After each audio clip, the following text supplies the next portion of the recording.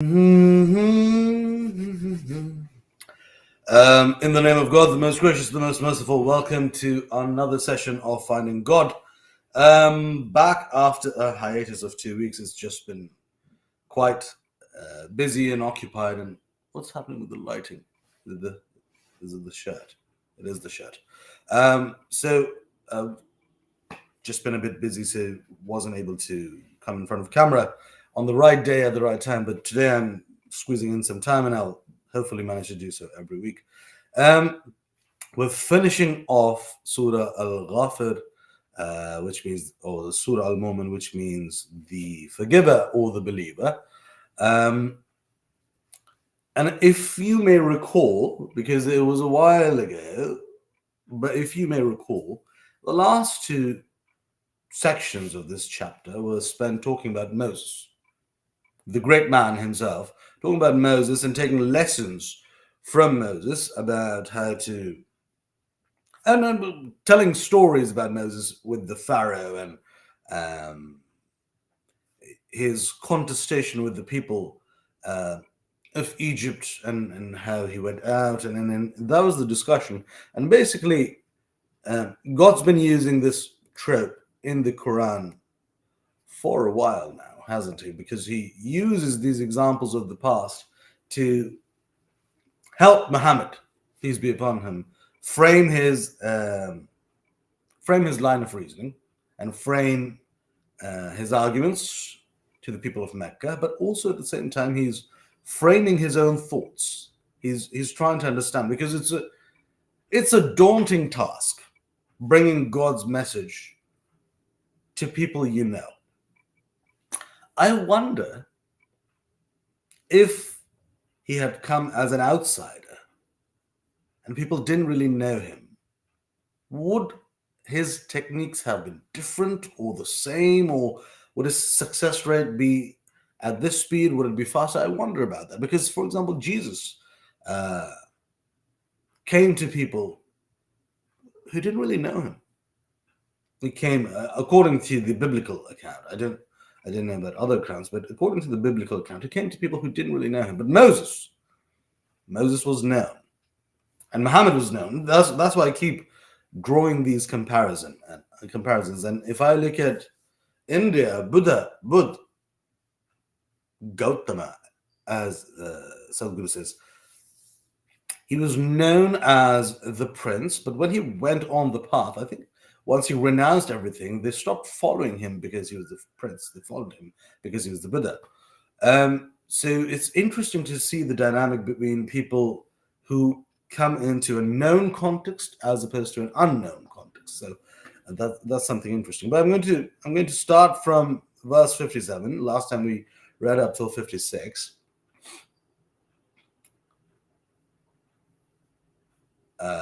And then we'll finish today. Bismillah. In the name of God, the most gracious, the most merciful. The creation of the heavens and the earth is indeed greater than the creation of mankind, yet most of mankind know not. That is a revelation to me. Wow. Okay. Well, it makes sense. All of mankind, pre-flood, post-flood, all the way up to Neanderthals, Homo erectus, Homo sapien, all the way up to when we parted ways from our bonobo chimp brothers, all of them can still be consolidated on the earth. There's enough room. If we stand next to each other, all of us can be consolidated on the earth. So it does make sense that all of mankind is not as great as the creations of the heavens and the earth. But that's an interesting way to say it. The creation of the heavens and the earth is indeed greater than the creation of mankind, yet most of mankind know not. I think by that, God also means that we disregard it. I don't go out every day and say, wow, look at the clouds and look at the mountains and the trees and the bees and the birds, and wow, look at all of that. I'm too busy being part of mankind. Yes, it's me. So I take that point. Yes, that's true. And not equal are the blind and those who see, nor are equal those who believe and do righteous good deeds and those who do evil. Little do you remember. That's true. The blind and the seers are not equal, even though it may be politically incorrect for some people to accept such simple fact. But they're not equal simply by the fact that one can see and one cannot.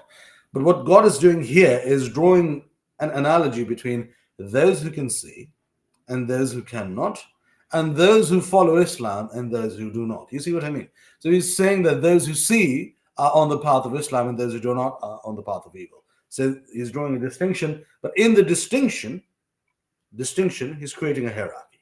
It's a very, very smart technique. Verily, the hour, day of judgment is surely coming. There is no doubt about it, yet most men believe not. So this is also a device. You remember not. Little do you remember. You don't believe so. So it's also a rhetorical device. And your Lord said, invoke me, which means believe in my oneness and ask me for anything. I will respond to your invocation. Verily, those who scorn my worship, they will surely enter hell in humiliation.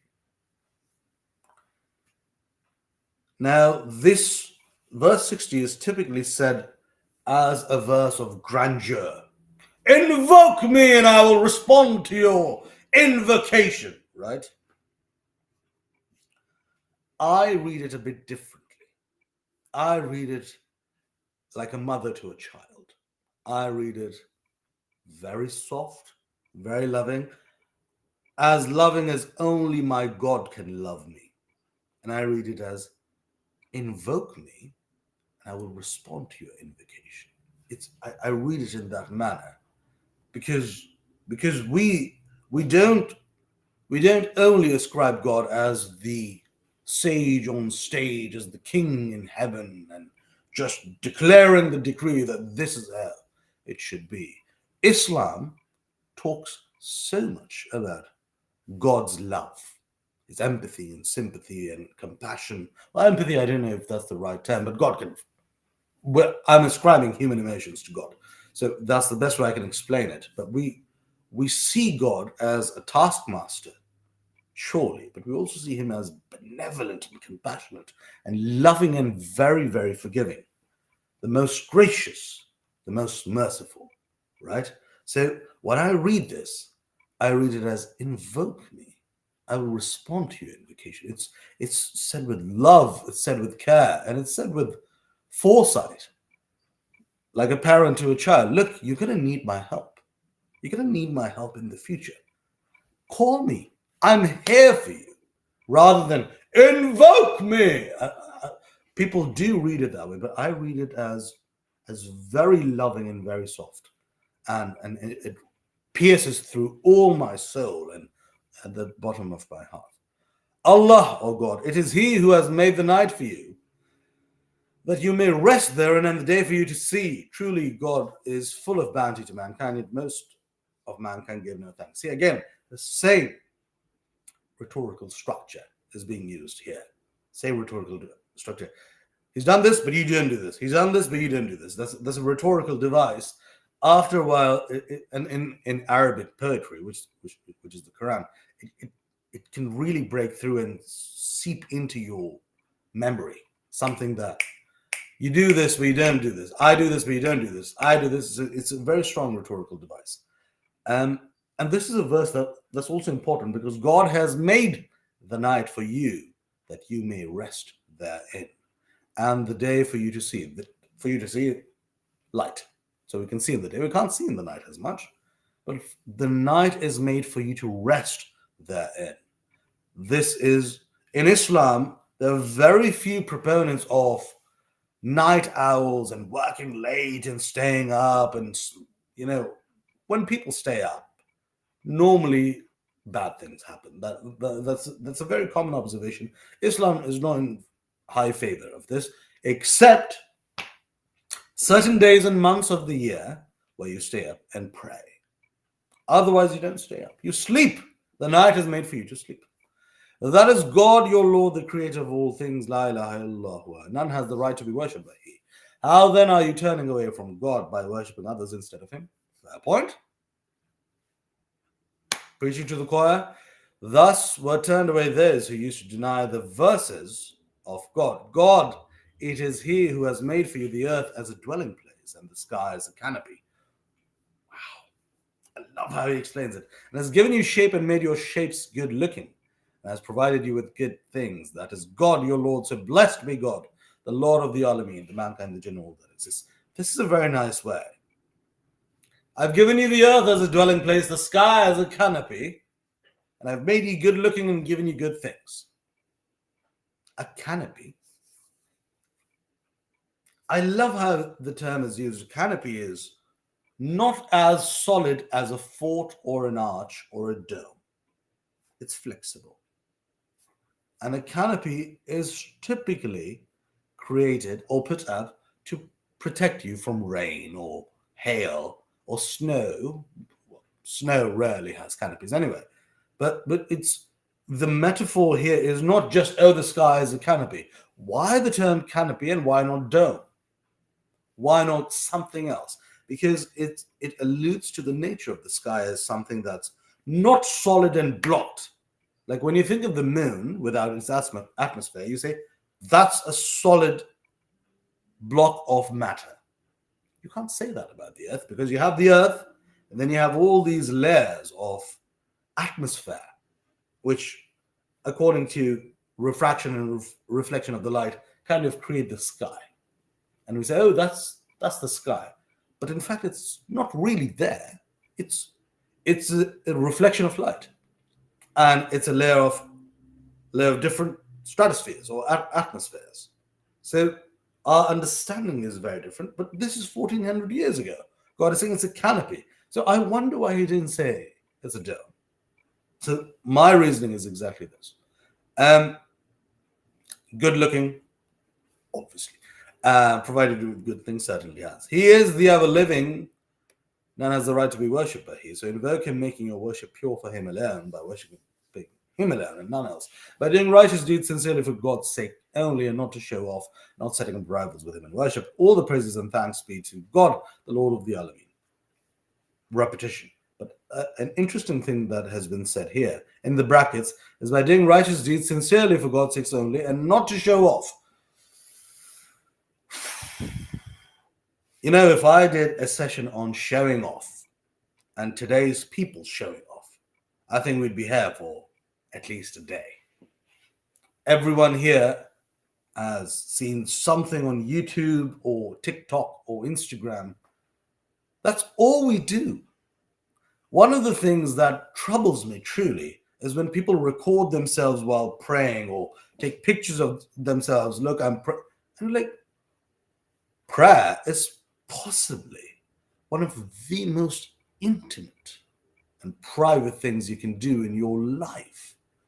Why are you photographing it? And why are you sending it to people? What are you trying to get out of them? Wow, you're so pious. God must be so happy. We don't know we don't know how God is going to judge us. We have to judge ourselves first. And it baffles me how people do that. Oh, look, I'm praying and so forth. So when I was in Mecca and I was encircling the Kaaba, which is called the Tawaf, I didn't take a single photograph. I didn't take a single video. There were people there who had video calls going and saying, look, here we are. And the person on the other side, oh, yeah, well, no, that person's head's blocking. Oh, yeah, I see. That I can still partially allow. Okay, you came to the Kaaba, came from your village, want to show your mother, want to show your parents, your loved ones. Fair enough. And there are people who are making videos of themselves and taking pictures of it. And it just, so much of it takes away from the experience. So whenever I am at a speech or at a concert or at the movies, I don't take out my phones and start recording. Oh, I'll see this later. Don't care. I'm seeing it now. And it will go in my memory and be important to me. Showing off has become, I think social media has taken showing off from what it used to be to 10 times, 1,000 times higher. It's insane and it's sanctioned. Oh, Instagram is there for you to share your pictures. Well, share them and show off. You can't just share pictures of the scenery all day. Share pictures of yourself. show off. And TikTok I haven't even used, but there's so many apps that do this. This is a problem. Say, O Muhammad, I have been forbidden to worship those whom you worship besides God, since there have come to me evidences from my Lord, and I'm commanded to submit in Islam to the Lord of the Alameen. So you see, in this chapter, in this section, the term Alameen is being repeated. So first it kind of contextualizes, oh, that's what it means. Mankind, jinn, and all that exists. Fair enough. And then again and again. And now it's being operationalized. I am commanded to submit to the Lord of the Alameen. You see, it's first we established who it is. And now we establish what our relation to him is. I'm so fascinated by the writing in this chapter. It's so masterfully done. It is he who has created you, Adam, from dust, then from a nutfa, mixed semen drops of male and female sexual discharge, i.e. Adam's offspring. Now the brackets are added by the scholar. They weren't mentioned at that time, but nutfa had its own meaning. Then from a clot, a piece of coagulated blood that then brings you forth as an infant, and makes you grow to reach the age of full strength, and afterward to be old men and women. There's some among you die before, and that you reach the appointed term in order that you may understand. There is discussion about whether people at that time knew how babies are made. They didn't know. Even if they did know, in Greece, let's say Aristotle came up with, oh, I know where children come from. They're not dropped by a stork or carried by Hermes or whoever. Oh, they're created like this. For that news to travel from Greece to middle Mecca in the desert, it's rare. It's rare. I would have to be severely convinced of that. They're busy fighting Persia at that time. I would have to be sincerely convinced. Oh, they came to the Arab world, Mecca, and this is what they brought, and they brought in peace, and the Arabs said, oh, okay, we agree with this person. Yes, what they're saying is the rightful thing. And then people say, well, no, this was added in later. And he said, no, we have evidences of the Quran from the 8th century or something, and it's the exact same verses that we use today. So accept it. Don't be dogmatic and egotistical about your own beliefs. If you could discredit it, I would accept it. But with evidence, I would accept it. Oh, okay. Your evidence is stronger than mine, but they don't have it. So it's incredible how 1400 years ago, in the book, God has said this, proves that Muhammad wasn't a scientist, he wasn't a doctor, he didn't open up and say, oh, that's how babies are born. That's how they're created. It's very interesting. It is he who gives life and causes death, and when he decides upon a thing, he says it to it only be, and it is wow. Love that. The only greater verse than let there be light is be and it was. Kun fayakun. It's one of, if not the greatest verses I've ever come across. More so than to be or not to be, more so than carpe diem, more so than so many things. Be and it was. Kun fayakun. See you not those who dispute about the verses of God? How are they turning away from the truth of Islam to the falsehood of polytheism? Those who deny the book, which is the Quran, and that which we sent our messengers to worship none but God alone sincerely, and to reject false deities, and to confess resurrection after the death for recompense, they will come to know when they will be cast into the fire of hell. See, again, it's the same structure for the past few chapters. Touching a bit of history, use the history to inform Muhammad in the present, which is past informing the present, and using both these arguments to talk about the future, which is either the hellfire or heaven's gardens. It's the same structure. So now, It's middle Meccan period, so I would say around 615 AD, around that time. So for 5 years or so, the message of Muhammad has been there. He's been saying the same things, and now there's a structure. First, it was read in the name of your Lord. Then it was about the pen. Then it was about, oh, go to sleep. Oh, rapt one. Oh, pray like this or behave like this. Give to the poor. Give to the weak. Give to the homeless and the orphans. That was all there. And now the message is becoming more and more codified, more and more standardized. You see, it has a repetitive structure. So now we're talking about the fires of hell. When iron collars will be rounded over their necks and the chains they shall be dragged along. My God. Oh, my God. In the boiling water, then they will be burned in the fire. Then it will be said to them, where are all those whom you used to join in worship as partners? Besides God, they will say, they have vanished from us. Nay, we did not invoke worship anything before. Thus God leads astray the disbelievers. This is scary. That was because you had been exulting in the earth without any right, by worshipping others instead of God and by committing crimes, and that you used to rejoice extremely in your error. This is true even today. I know people who are Satanists. I met my first Satanist in school in England. It just so happened, I'm forgetting her name, it was Rachel or something, but it just so happened that she was exceptional at religious education. She got an A or A star. And I remember we were sitting close by and I said, oh, teach me your ways, because I was very new in England.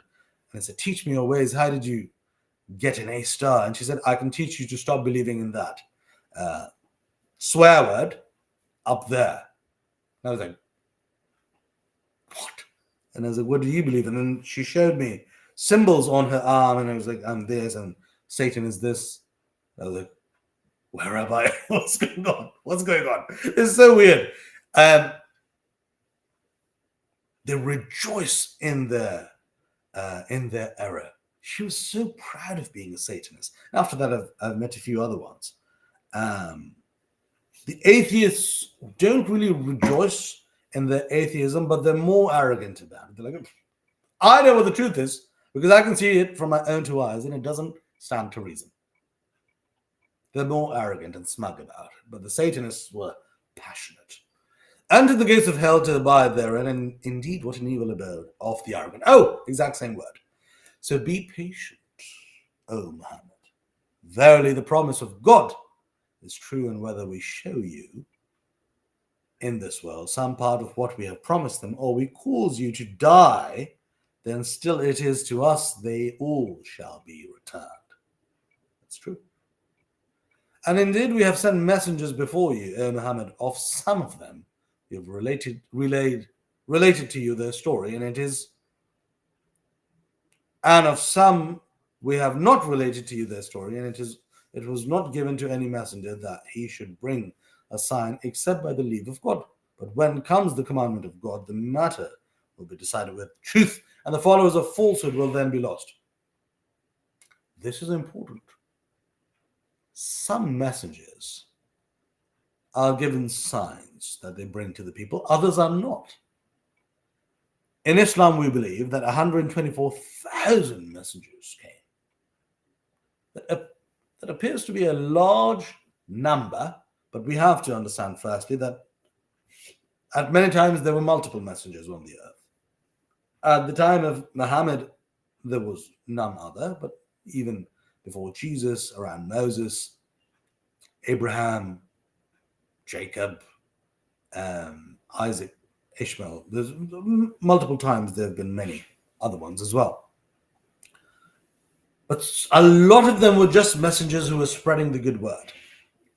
Very few of them have come down with signs. And we know the big three, obviously.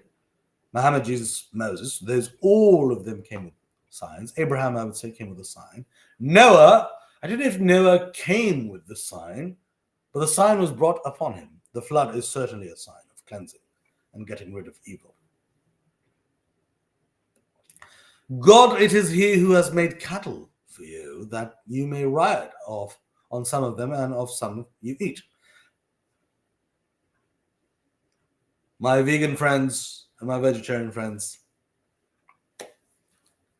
when I meet a Muslim who's a vegan, it's very interesting to me. It's almost like, well, no, I wouldn't say it's like a Muslim who drinks, because that is a violation. Not eating meat is not a violation, but it's on the spectrum, it's closer to that. You say, well, oh, interesting. Okay. However, I am somebody who is a champion of eating healthy. And if you eat too much meat, that's not healthy.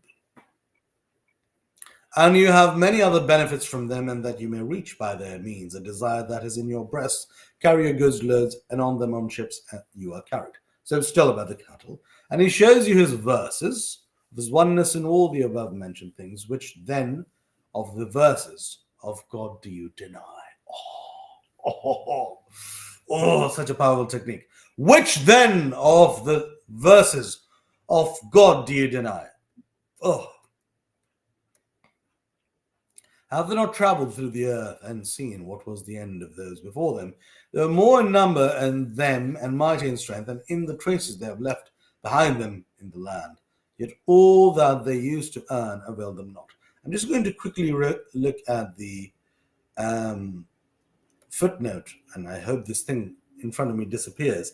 There are many prophets and messengers of God. About 25 of them are mentioned in the Quran. Out of those 25, only 5 are of strong will, namely Muhammad, Noah, Abraham, Moses, and Jesus, son of Mary.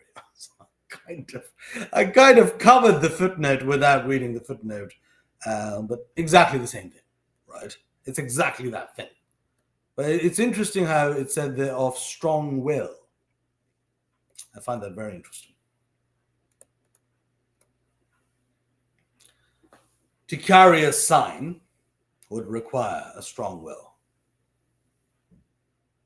The greatest of responsibilities requires the strongest of wills, as Thanos has told us. So maybe that's why they've been called strong will, because I would say Job or Jonah or Joseph all are strong-willed too, right? But I think here, these 5, and especially Muhammad, these 5 always come throughout history. Noah, Abraham, Moses, Jesus, Muhammad. These 5 names kind of stick around. Adam, we don't really talk about Adam. Adam didn't really have a religion. We don't really talk about Adam preaching because he just had his kids. But we do talk about Noah, because to be confronted with the flood is an exceptional task. We still make movies about it. And then Abraham is the grandfather. That's why they're called Abrahamic religions. Abraham covers all of them, right? Like the Abraham Accords politically are so the Jews, Muslims, and Christians in the Middle East can achieve peaceful alignment and cooperation and alliances. So it's very interesting to me. Then when the messengers came to them with clear proofs, they were glad and proud with that which they had of the knowledge of worldly things, and that at which they used to mock surrounded them punishment.